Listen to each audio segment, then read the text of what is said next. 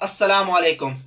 आज मैं आपको एक ऐसा जिक्र बताने जा रहा हूँ कि जिसका सवाब इंतहाई ज़्यादा, आप सुनकर हैरान रह जाएंगे।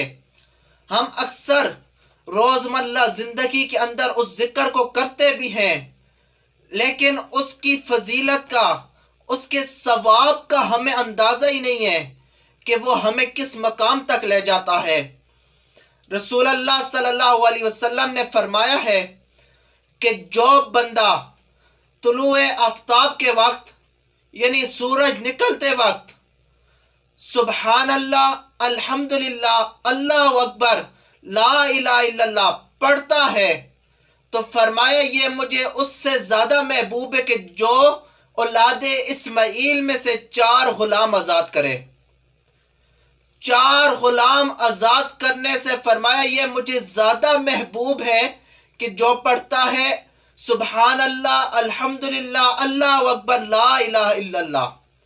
और फिर फरमाया कि जो शख्स असर के बाद से लेकर गुरूब आफ्ताब तक यानी सूरज डूबते वक्त जो इन कलिमात का विर्द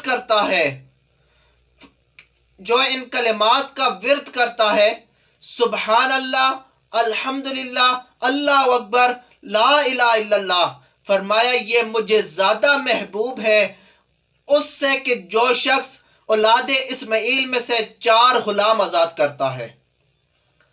तो ये कितना बड़ा सवाब है, एक गुलाम आज़ाद करने का कितना सवाब है।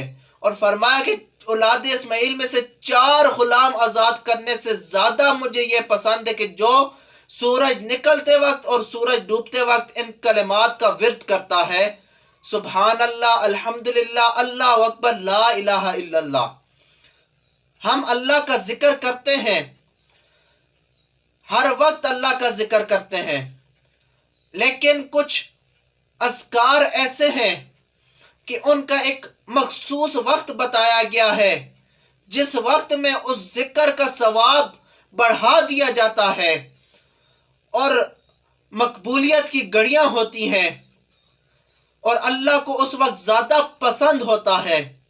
इसलिए ऐसे औकात में जिनकी ताकीद की गई है, तो ऐसे औकात में लाजिम ये विर्द करें, सूरज निकलते वक्त भी और सूरज डूबते वक्त भी इन कलिमात का विर्द करें, सुबहान अल्लाह, अल्हम्दुलिल्लाह, अल्लाहु अकबर, ला इलाहा इल्लल्लाह।